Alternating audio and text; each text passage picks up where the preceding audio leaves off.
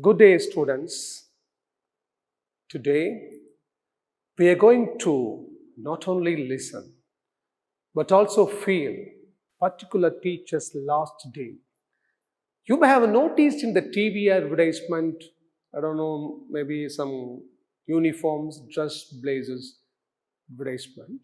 An old man, that is rightly called an old person, he completed his service and started to go back. Came out with the gate corner with his car. All the students, please, sir, please don't go, please don't go. The person is none other than the retired teacher. And that day, his last day of teacher. Students are moved, he was also moved. That is last day. Every student think about his teachers, particularly the last day of their teachers. Everybody, even myself also, very sentimental. But today, this lesson is named the last lesson prose by Alphonse Daudet, unit number 6. This lesson, a prose, what does tell about the country. It's about the country, it's about the people, and it's about the language. What the language? What was the country's name? What was the feeling of the people? We are going to see. This lesson is set in the days of France-Prussian War. France was ruled by Bismarck. Russia then consisted of what now are the nations of Germany, Poland, and parts of Austria. You all know the country's name. The Prussians defeated the French, and the districts of Alsace and Lorraine fell into the hands of the Prussians. The oppressors not only wanted the territory, but dominated over the language and culture of the Germans. Thus, to take away their identity, read the lesson to find out what impact this had on life at school. German came with their language because they won the war. France lost the war. What's going to happen? We see the next paragraph. I started for school very late that morning and was in great dread of scolding, especially because M. Ham had said that he would question us on participles, and I did not know the first word about them. For a moment, I thought of running away and spending the day out of doors. It was so warm, so bright. The birds were chirping at the edge of the woods, and in the open fields, back of the sawmill, the Prussian soldiers were drilling. They're doing parades, march fast practicing. It was all much more tempting than the rule for participles. But I had the strength to resist and hurried off to school. Particular student narrating this story. He was late, but he is thinking about his teacher and his subject. He was a very strict teacher. Strictful teachers, every word make a student fearful. But even though he faced so much fear, but he is ready to come to school. When I passed the town hall, there was a crowd in front of the bulletin board. Bulletin board is called notice board, which showed the news. In those days, no TV, no mobile, no radio. So only bulletin board.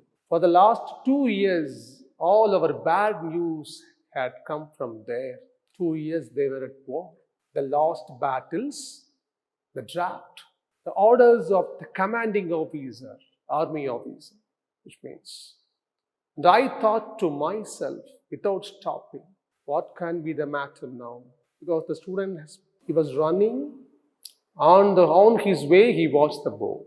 Then, as I hurried by as fast as I could go, the blacksmith watched her, who was there with his apprentice, reading the bulletin, called after me. Don't go so fast, Bob. You will get to your school in plenty of time. I thought he was making fun of me and reached Mr. Hamwell's little garden all out of breath. Student on his way, he saw a bulletin board and a blacksmith, and he said, don't go fast, which means time is up, boy, go fast, which is the meaning. Usually, when school began, there was a great bustle which could be heard out in the street. The opening and closing of desks, lesson repeated in unison, very loud, with our hands over ears to understand better, and the teacher's great ruler rapping on the table. But now it was so still. I had counted on the commotion to get my desk without being seen. But of course, the day everything had to be as quiet as Sunday morning. Through the window, I saw my classmates already in their places, and M. Hamel walking up and down with his terrible iron ruler under his arm. I had to open the door and go in before everybody. You can imagine how I blushed and how frightened I was. The narrator, student, very fast, he came, but everybody sitting there. The class was houseful. He was frightened. Teacher was also there. But nothing happened. And Hamel saw me and said very kindly, go to your place quickly, little Franz. We are beginning without you. But teacher never scolded. He said very kindly, go to your place quickly, little Franz. We are beginning without you. I jumped over the bench and sat down at my desk. Not till then, when I had got a little over my fright, did I see that our teacher had his beautiful green coat, his frilled shirt, and the little black silk cap, all embroidered, that he never wore except on inspection and prize days. Besides, the whole school seemed so strange and solemn. But the thing that surprised me most was to see on the back benches that were always empty, the village people sitting quietly like ourselves. Old Hauser with his three-cornered hat, the former mayor, the former postmaster, and several others besides. Everybody looked sad. And Hauser had brought an old primer, thumped at the edges, and he held it open his knees with his great spectacles lying across the pages. The narrator saw, the boy saw, everybody sitting, including the village people, head of the people, rich person, poor person, everybody is sitting.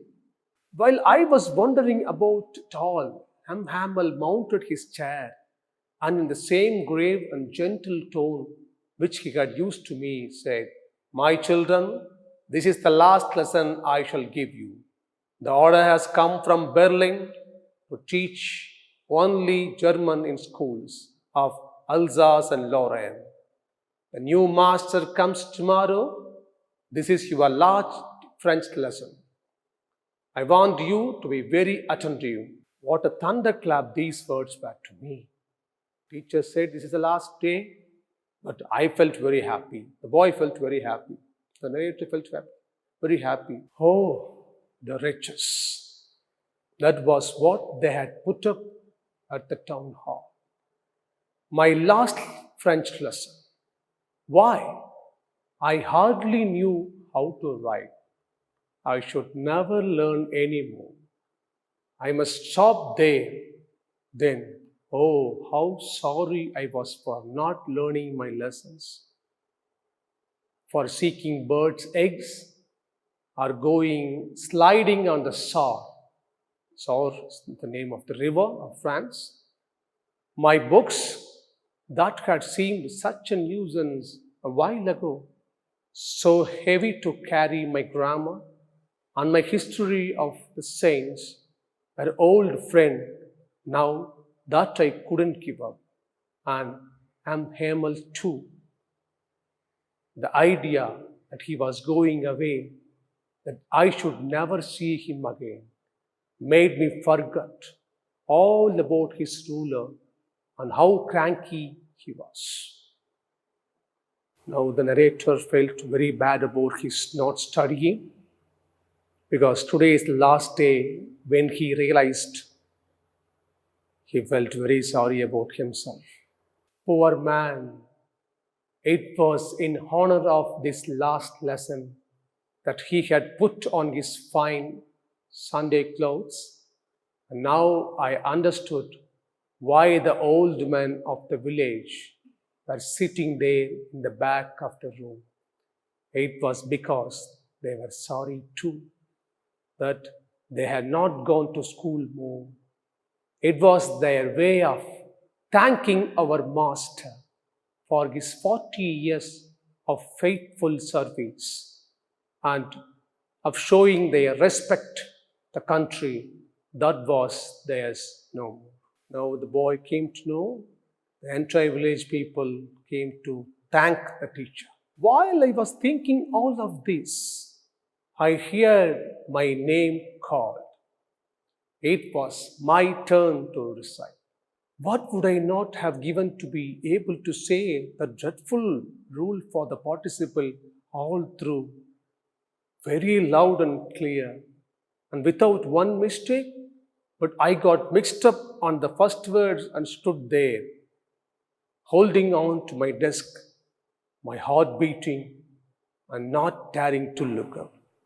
He was not able to speak about the answers. The boy was not able to speak the answers because he didn't know the answer. I hear Hamel say to me, I won't scold you, little Franz. You must feel bad enough. See how it is. Every day we have said to ourselves, but I have plenty of time. I will learn it tomorrow. And now you see where we have come out. That's the great trouble with Alsace. She puts off learning till tomorrow. Now those fellows out there will have the right to say to you, how is it? You pretend to be Frenchman, and yet you can neither speak nor write your own language. But you are not the worst, poor little Franz. We have all a great deal to reproach ourselves with. But the teacher said, previously we are thinking about the language, it is so tough, how can I speak? But today is the last day. We are not going to listen or learn anymore. Your parents were not anxious enough to have you learn. They preferred to put you to work on a farm or at the mills so as to have a little more money. And I've been to blame also. Have I not often sent you to water my flowers instead of learning your lessons? And when I wanted to go fishing, did I not just give you a holiday? Teacher also felt very sorry about himself and their parents. Parents, they need money or run their family. So they sent their sons for the job, for the work. And he's also gave work to the boys, particular boy, to water his garden flower. And he wanted to go fishing out, and that day he made a holiday. He made the class leave. Then from one thing to another, Hamel went on a talk to the French language, saying that it was the most beautiful language in the world, the clearest, the most logical, that we must guard it among us and never forget it, because when the people are enslaved, as long as they hold fast to their language, it is as if they had the key to their prison. Then he opened grammar and read us our lesson. But he said the truth, teacher said the truth. French is the world's beautiful language. It's one of the most beautiful language in the world. So at least today we must know the beauty of the language. I was amazed to see how well I understood it. All he said seemed to so easy, so easy. I think too that I had never listened so carefully and that he had never explained everything with so much patience. It seemed almost as if the poor man wanted to give us all he knew before going away and to put it all into our heads at one stroke.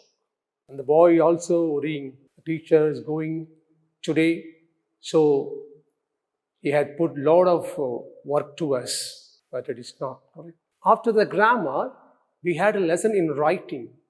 That day, Mr. Hamill had new copies for us, written in a beautiful round hand. France, Alsace, France, Alsace. They looked like little flags floating everywhere in the schoolroom, hung from the rod at the top of our desks. You ought to have seen how everyone set to work and how quiet it was. The only sound was the scratching of the pens over the paper. Once some beetles flew in, but nobody paid any attention to them, not even the little one, who worked right on tracing their fish books, as if that was French too. On the roof of the pigeons cooked very low, and I thought to myself, will they make them sing in German? Even the pigeons. Class is going. All ages of students, very small to older, all are sitting. So they have their own thoughts.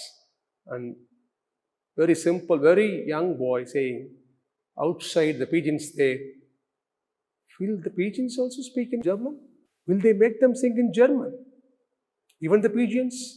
Is it possible? Whenever I looked up from my writing, I saw M. Hamill sitting motionless in his chair and gazing first one thing, then at another, as if he wanted to fix in his mind just how everything looked in that little schoolroom. Fancy, for 40 years he had been there the same place, with his garden outside the window and his class in front of him. Just like that, only the desks and benches had been worn smooth. The walnut trees in the garden were taller, and the hope vine that he had planted himself pined above the windows to the roof. How it must have broken his heart to leave it all. Poor man. To hear his sister moving about in the room above, packing their trunks, for they must leave the country next day. Boy was thinking about the teacher, his experience, his environment, his home, God, and everything, and his family also. But he had the courage to hear every lesson to the very last. After the writing, we had a lesson in history. And then the babies chanted their ba, ba, be, bo, bo. Down there at the back of the room, old Hauser had put on his spectacles and holding his primer in both hands, spelling the letters with them. You could see that he too was crying. His voice trembled with emotions, and it was so funny to hear him that we all wanted to laugh and cry. Ah, how well I remember it, that last lesson. Students, kindergarten students, chanted their alphabets. Somebody is crying. Teacher consoled them. All at once the church clock struck 12, and the angels at the same moment, the trumpets of the procession returning from drill sounded under our window. Miss Hamill stood up very pale in his chair. I never saw him look so tall. My friends, said he, I, but something choked him. He could not go on. Then he returned to the blackboard. Then he turned to the blackboard, took a piece of chalk, and bearing on with all his might, he wrote as large he could, Vive la France. Then he stopped and leaned his head against the wall. And without a word, he made a gesture to us with his hand. School is dismissed. You may go. The teacher, when he heard the sound of the Prussian army, stand and made long life France. He wrote on the board and say the word, school is dismissed, you may go. And with that, the lesson has been completed. We are going to see the author. About the author, Alphonse Daudet, 1848-97, was a French novelist and short story writer. That last lesson is set in the days of the Franco-Prussian War, 1870 to 1871, in which France was defeated by Prussia led by Bismarck. Prussia then consisted of what now are the nations of Germany, Poland, and parts of Austria. In this story, the French districts of Alsace and Lorraine have passed into Prussian hands. And my dear students, now we have all listened the story, very sentimental story. And today also in France, they keep on telling their stories, people telling their stories to these children, which means how do we respect our language? How do we love our language? Mother tongue is the most respected one. With the story, how the boy entered, he started his journey from his home to bulletin board. Then he talked with the goldsmith, came very fast because teacher already started the class because the bell rang. He came fast, but he saw his teacher with very fear, was very frightened. But the teacher very kindly told, go and sit. And he was surprised to see the entire class was full. It was filled with small children to the old village people. And then he came to know today is the last day of the French class because Russian army marching, which means tomorrow onwards, German would be taught there. So our teacher was going out because today is the last day for us. That's why he wore very nice dress. But teacher was very bold. He never felt sorry. He never felt worried. He was very confident and he was very brave to teach the lesson. He taught very strictly like the same days, like the olden days. But this time, students, particularly kindergarten students, were crying, sir, please don't go because the language, it's our language, our mother tongue is there. But the teacher consoled, don't worry, my dear child, don't worry if you cry. The German teacher, what would he think about us? So don't cry. But the people of village, they didn't go to the school actually, but they came here. Why? To respect the teacher for his 40 years complete service. The Prussian army, the teacher came, which was shown in the movie, documentary movie. You can see in the net. But the teacher, he was very brave. The front of Prussian army, he wrote, "Long live France," which was very brave. We must admire the quality. And like that, we also respect the language, our language. My dear students, this was a summary of the lesson. If you need to understand the lesson, you must read the lesson every day. The more you read, the better. If you read more, you will write very easily. If you listen the language, you can speak very easily. In those days, we don't have so much exposure of the language, but we are in the era of TV, satellite TV, internet, everything.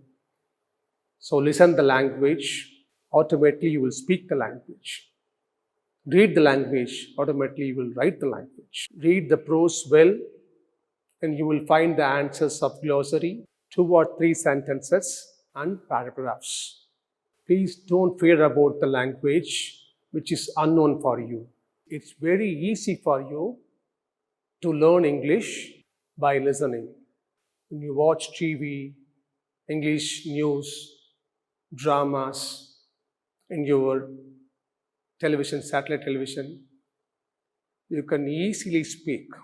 When you read every day one short story, like this short story, every day, after 3 or 4 months, your writing will be very fantastic and you can create writing. You can write your own writing styles. That's why we have these kind of short stories. We have prose. That's why we have prose. That's why we have short stories. So please follow my advices and suggestions. Once again, read the prose well, then you will find the answers of glossary, 2 or 3 sentences and a paragraph. Thank you.